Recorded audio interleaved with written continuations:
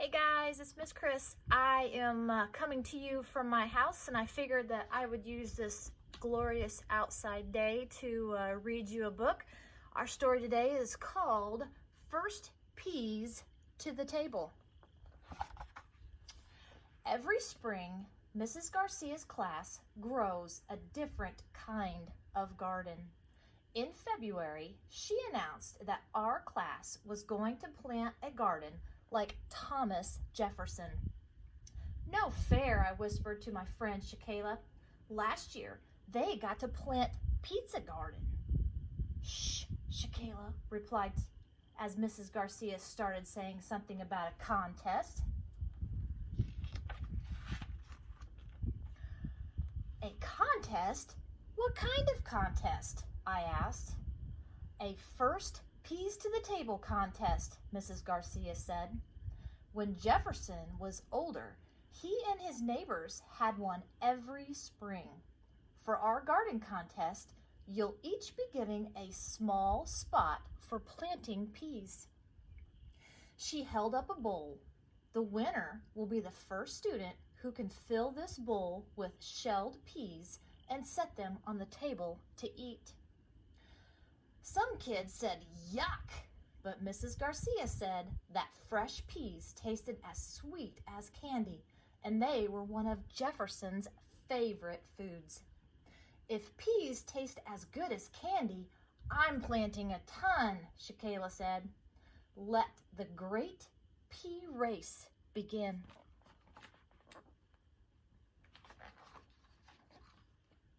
I really wanted to win Mrs. Garcia's showed us the winner crown. It was green and gold with emerald-colored pea-sized jewels all around it. Thomas Jefferson, she said, called agriculture the crown of all sciences. Behold an experiment, Mrs. Garcia said. Jefferson traded seeds with people around the world. Then he used his garden like a giant science lab to test which plants would grow best. I pulled a shiny nickel from my pocket. Jefferson was on the front, and his home, Monticello, was on the back. This would be my good luck charm for winning, I decided.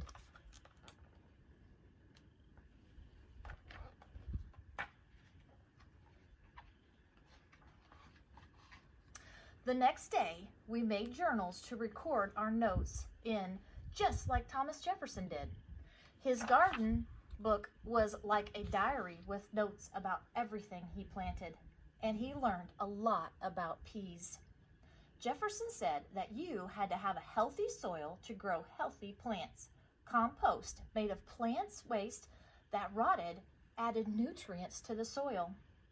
We took some compost from the school's bin and mixed it into the garden beds. On Valentine's Day, Mrs. Garcia brought in 10 different varieties of pea seeds. They had fancy names like Emerald Treasures and Pearls in a Pod. We each got a packet of 20 seeds of one variety, and then we had a trading party. Shakayla ended up with 2 seeds from each variety, but I held on to the 20 I started with, Sweet Victory Peas. That name sounded like a winner to me. Mrs. Garcia said that we could get a head start by planting some peas inside at home and then transplanting them at school in March. But I was going to get a double head start because I found a pea growing tip in a copy of Jefferson's garden book, and I was keeping it top secret.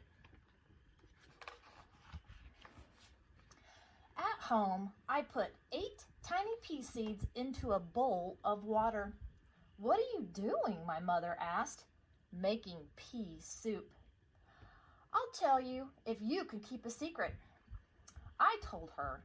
In 1771, Jefferson wrote that he soaked his peas for 24 hours before he planted them. The next day, I planted my soaked seeds and placed the pots on the sunny windowsill with my good luck nickel next to them. 4 times a day, I checked my plants and gave them water. But after 2 weeks and no signs of green, I dug up a seed. It was rotten mush from too much water.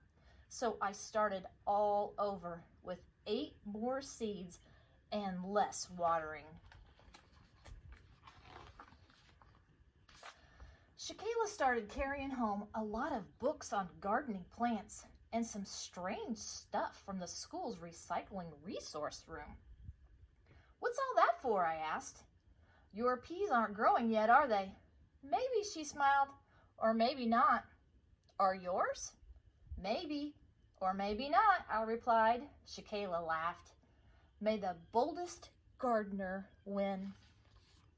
I ran home after school to check my peas. My little seeds had started sprouting. I made name tags for each pot.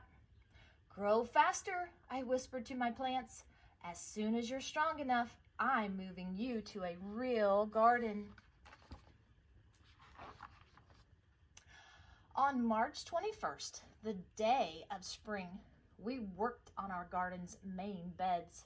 Like Jefferson, we divided them into 3 sections for roots, fruits, and leaves. But when we got ready to mark which plants went in which section, we got confused. "Cucumbers and peppers aren't fruits," insisted Jacob. "They're vegetables." So Shakayla grabbed a science book and we sorted things out. "Remember," Shakayla directed, "roots are foods that grow underground like carrots. Leaves are leaves that we eat like lettuce. And cucumbers, peppers, and tomatoes are called fruits because they grow from a flower and that seeds inside the part that you eat. But those won't get planted until the weather warms up more."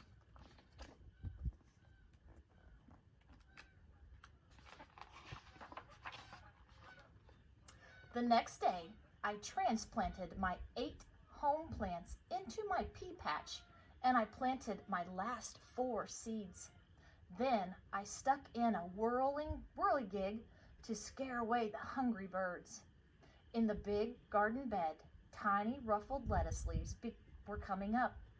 I felt like a gardening champion until I walked over and saw Shakayla's pea patch. It looked like a science fair exhibit.